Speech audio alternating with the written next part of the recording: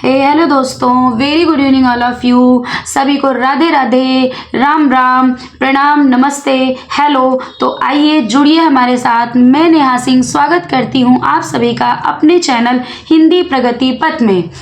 और आज हम सभी मिल करके हिंदी साहित्य के इतिहास की यदि आप तैयारी कर रहे हैं, आप 2025 में शिक्षक बनना चाहते हैं, तो हमारी क्लासेस आपके लिए बहुत ही बेनिफिशियल होने वाली हैं। तो जुड़ करके हमारे साथ आज जो हम महत्वपूर्ण बिंदु लेकर के आए हुए हैं वो है जो परीक्षाओं में भ्रमित करने वाली रचनाएं बार बार पूछी जाती हैं, उन पर हम बात करने जा रहे हैं। तो आइए समय को न गंवाते हुए चलते हैं अपनी रचनाओं पर। चित्रलेखा जो रचना, हम महत्वपूर्ण रचना की बात करें तो ये रचना है किसकी? भगवती चरण वर्मा जी की। वहीं हम बात करते हैं चित्ररेखा रचना की, तो वो किसकी है? वो है डॉक्टर राम कुमार वर्मा जी की रचना। वहीं जब हम बात कर लेते हैं चित्ररेखा, एक लघु प्रेमाख्यानक है, काव्य है, जो की रचना है मलिक मोहम्मद जैसी जी की। फिर अगली बात जो हम करते हैं, अगली रचना जो हमारी है भूले बिसरे चित्र, वो रचना है भगवती चरण वर्मा जी की, जिस पर भगवती चरण वर्मा जी को सन 1961 ईस्वी में साहित्य अकादमी पुरस्कार मिला हुआ है। फिर हम आ जाते हैं अगली रचना भूले बिसरे लोक। देखिए, भूले बिसरे चित्र है भगवती चरण वर्मा जी की, और भूले बिसरे लोक की यदि हम बात करें तो रचना है महादेवी वर्मा जी की। अब हम ये बात कर लेते हैं गुनाहों का देवता।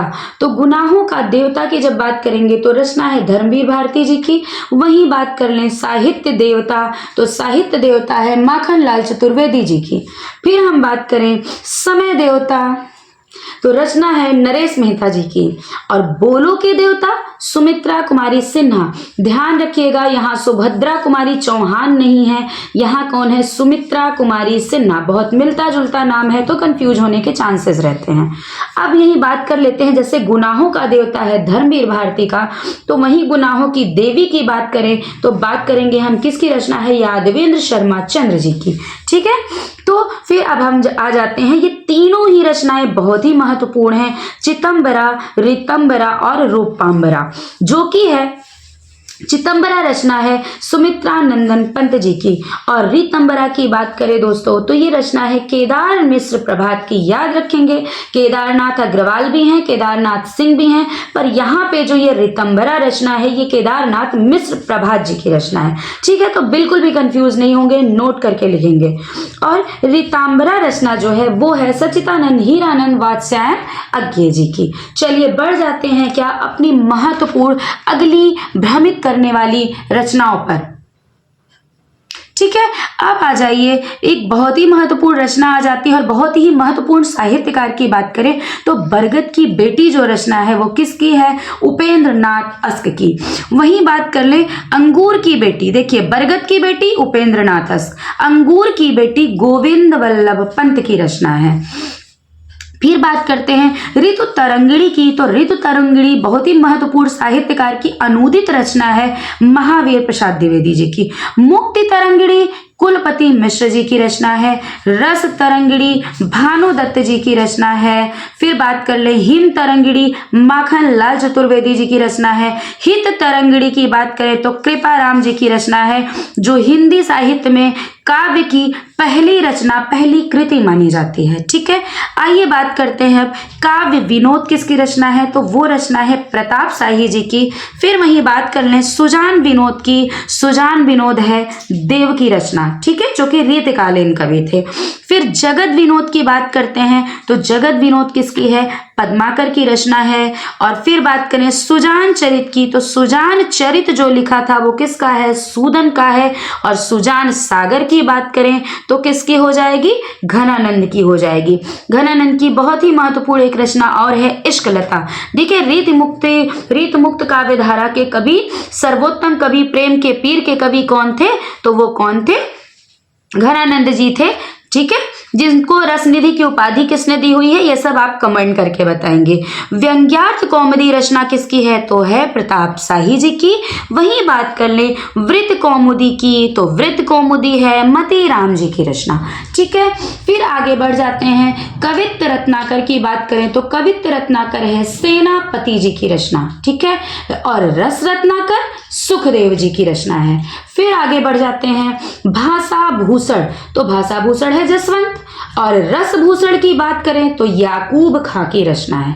ठीक है, तुलसी भूषण रस रूप की रचना है, याद रखें रस निधि भी है, लेकिन ये रचना किसकी है तो रस रूप की है।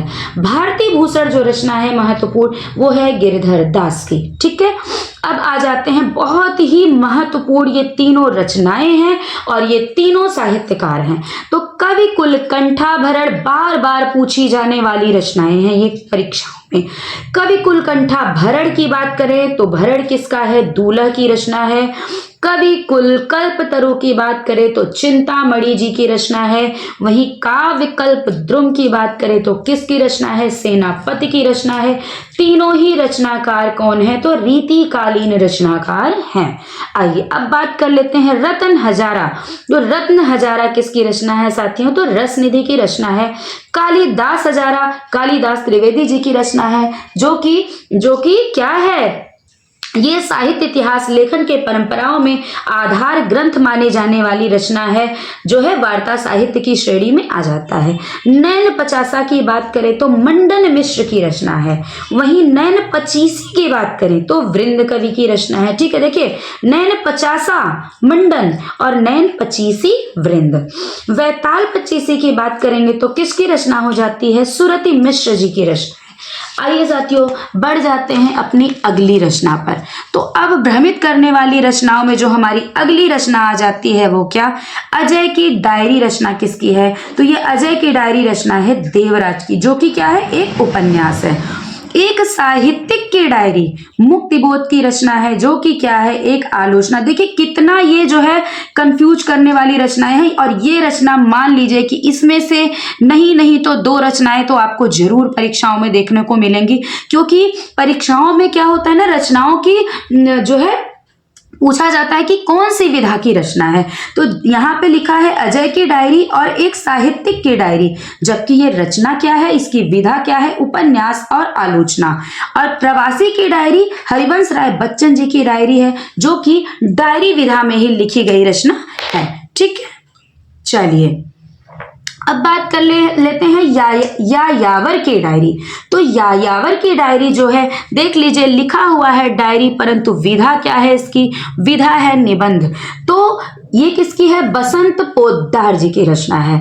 अब बात कर लेते हैं अंग दर्पण। तो अंग दर्पण रसलीन की रचना है, और कवि दर्पण की यदि हम बात करें तो कवि दर्पण किसकी हो जाती है, ग्वाल कवि की रचना हो जाती है। ठीक है, फूल मंजरी की बात करते हैं तो फूल मंजरी मतीराम की रचना है, जो कि जहांगीर के शासनकाल में क्या थे, मतीराम का समय माना जाता है। वही मतीराम, कौन से मतीराम, आप बताएंगे किस मतीराम की बात कर रहे हैं, सब हम ही नहीं बताएंगे। ठीक है, श्रृंगार मंजरी की जब बात करें तो श्रृंगार मंजरी किसकी हो जाती है, चिंतामणि जी की रचना हो जाती है। अब बात कर लेते हैं पुष्प की अभिलाषा। तो पुष्प की अभिलाषा जो है माखनलाल चतुर्वेदी जी की रचना है। वहीं पुष्प की चाह की बात करें तो सियाराम शरण गुप्त जी की है। ठीक है, शरण में जाने पे हम चाह करते हैं, और अभिलाषा हमको किसकी है तो अभिलाषा हमको जो है मक्खन खाने की है। ठीक है, अब आइए अंधा युग सर्वविदित है। अंधा युग जो रचना है धर्मवीर भारती जी की रचना है, बहुत ही महत्वपूर्ण रचना है, इसलिए हमने यहाँ पे इसकी तिथि भी मेंशन कर दी है, सन 1954 की रचना है ये। अंधा कुआं, देखिए अंधा युग धर्मवीर भारती, और वहीं अंधा कुआं की बात करें तो लक्ष्मी नारायण लाल की रचना है, जो की रचना है 1955 ईस्वी की। अब आइए चलते हैं सूरदास रचना किसकी है तो राधिका रमण सिंह जी की रचना है, जो कि क्या है एक संस्मरण, इसकी विधा क्या है, संस्मरण विधा की रचना है। और वही बात कर ले हम सूर साहित्य। तो जो सूर साहित्य रचना है वो किसकी है, डॉक्टर हजारी प्रसाद द्विवेदी जी की रचना है। और महाकवि सूरदास किसने लिखा है तो रामचंद्र शुक्ल जी की रचना है। अब आ जाइए कबीरदास जी पर बात करते हैं। तो कबीरदास जी किसकी रचना है, कबीर किसकी रचना है, हजारी प्रसाद द्विवेदी जी की रचना है। हजारी प्रसाद द्विवेदी जी पर 2 पुस्तकें लिखी थी हजारी प्रसाद द्विवेदी जी ने, और हिंदी साहित्य के जगत में क्या किया था, कबीरदास जी को सम्मान दिलाया था, क्योंकि रामचंद्र शुक्ल जी इन्हें कवि ही नहीं मानते थे, मात्र समाज सुधारक की श्रेणी में रखते थे। अब आइए बात कर लेते हैं उत्तर कबीर रचना किसकी है तो केदारनाथ सिंह जी की रचना है। याद रखेंगे अग्रवाल की नहीं है, केदारनाथ सिंह की रचना है। अब बात कर लेते हैं कालिदास की लालित्य योजना किसकी रचना है। तो कालिदास की लालित्य योजना किसकी है, डॉक्टर हजारी प्रसाद द्विवेदी जी की रचना है। वहीं काली आंधी की बात करें तो कमलेश्वर की रचना है। पीली आंधी की बात करें तो प्रभा खेतान की रचना है। पीली से प्रभा याद रखेंगे, काली से कमलेश्वर याद रखेंगे। काली आंधी कमलेश्वर, पीली आंधी तो प्रभा खेतान। चलिए आ जाइए, कविता के नए प्रतिमान नामवर सिंह। नई कविता के प्रतिमान तो लक्ष्मीकांत वर्मा की रचना है। कविता के नए नामवर, नई कविता के लक्ष्मीकांत, ऐसे करके याद रखेंगे। तुलसीदास सूर्यकांत त्रिपाठी निराला। जब केवल तुलसीदास की बात करें तो सूर्यकांत त्रिपाठी निराला की बात करेंगे। लोकवादी तुलसीदास तो विश्व। अच्छा, लोक का दूसरा अर्थ क्या होता है, विश्व, ठीक है, तो इससे हम याद रखेंगे, लोकवादी से विश्वनाथ त्रिपाठी। ठीक है, अब बात कर लेते हैं गोस्वामी तुलसीदास। तो लिखा था आचार्य रामचंद्र शुक्ल जी, और रामचंद्र शुक्ल जी के प्रिय जो है रचनाकार कौन है, कवि कौन है, तो वो कौन है, तुलसीदास जी हैं। ठीक है, चलिए अब आगे भ्रमित करने वाली रचनाओं पर आ जाते हैं। तो भारतीय काव्य शास्त्र की भूमिका किसकी रचना है, डॉक्टर नगेंद्र जी की। और हिंदी काव्य शास्त्र का इतिहास किसका है, तो डॉक्टर भगीरथ मिश्र जी का है। वहीं आधुनिक हिंदी साहित्य की प्रवृत्तियां डॉक्टर नामवर सिंह जी की है, और आधुनिक हिंदी साहित्य का इतिहास डॉक्टर बच्चन सिंह जी का है। प्रवृत्तियों की बात करेगा तो नामवर सिंह की बात करेंगे, और हिंदी साहित्य का, आधुनिक हिंदी साहित्य के इतिहास की जब बात करेगा तो बच्चन सिंह की बात करेंगे। ठीक है, बच्चे ने इतिहास रच दिया भाई। हिंदी साहित्य का अतीत विश्वनाथ प्रसाद मिश्र की रचना है, त्रिपाठी नहीं, मिश्र की बात हो रही है। हिंदी साहित्य का संक्षिप्त और सरल इतिहास रचना किसकी है, तो विश्वनाथ प्रसाद त्रिपाठी ने भी इसे लिखा हुआ है, और नंद दुलारे वाजपेयी जी ने भी इसे लिखा हुआ है। जाहिर सी बात है, जब परीक्षा में यह प्रश्न आएगा तो इस दो में से एक ही नाम वहां पे आपको मिलेगा, तो जो भी इन दोनों में से एक नाम वहां रहेगा वही हमें मान लेना है। हिंदी साहित्य की भूमिका किसने लिखी थी, तो हम सभी जानते हैं हिंदी साहित्य की भूमिका है डॉक्टर हजारी प्रसाद द्विवेदी जी की। रीतिकाल की भूमिका डॉक्टर नगेंद्र जी ने लिखी है। ठीक है, हिंदी साहित्य का इतिहास रामचंद्र शुक्ल जी, और हिंदी साहित्य का बृहद इतिहास की बात करेंगे तो डॉक्टर नगेंद्र जी ने क्या किया था, ये इन्होंने लिखा नहीं है भाई, इसका इन्होंने संपादन किया हुआ है। ठीक है, आइए अब बात कर लेते हैं भ्रमर गीत। ठीक है, सूरदास जी की रचना है, नंददास परमानंद दास। अच्छा, भ्रमर गीत मैथिली शरण गुप्त जी ने भी लिखा है। ठीक है, आइए अब बढ़ जाते हैं। भ्रमर दूत किसकी रचना है भाई, तो भ्रमर दूत रचना है किसकी, सत्यनारायण कविरत्न की। ठीक है, सत्यनारायण कविरत्न को क्या कहा जाता है, तो ब्रज कोकिल कहा जाता है। अब भ्रमर गीत सार की बात करते हैं तो सार लिखा था रामचंद्र शुक्ल जी ने। ठीक है, बिहारी और देव, तो बिहारी और देव लिखा है लाला भगवानी दीन ने, और देव और बिहारी लिखा था कृष्ण बिहारी मिश्र ने। पूछा जाता है कि सबसे पहले बिहारी और देव के विवाद को किसने छेड़ा हुआ था, तो मिश्र बंधुओं ने छेड़ा हुआ था। ठीक है, प्रेमचंद की साहित्य साधना किसकी रचना है, पद्म सिंह शर्मा जी की रचना है। और निराला की साहित्य साधना किसकी है, तो राम विलास शर्मा जी की रचना है।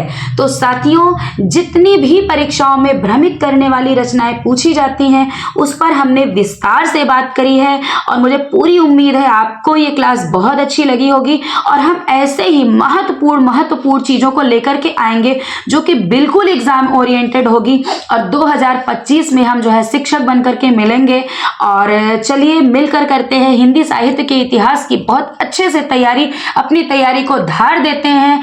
और 2025 में हर हाल में हमें क्या बनना है, शिक्षक बनना है। तो हमारी चैनल को ज्यादा से ज्यादा शेयर करिए, लाइक करिए, सब्सक्राइब करिए। Thank you so much. और इस वीडियो की इसका जो PDF है ये आपको डिस्क्रिप्शन में इसका लिंक मिल जाएगा। तो सभी जो है जा करके कमेंट बॉक्स में एक प्यारा सा कमेंट जरूर करेंगे, और वहां से जो है इस PDF को डाउनलोड कर लेंगे। Thank you so much.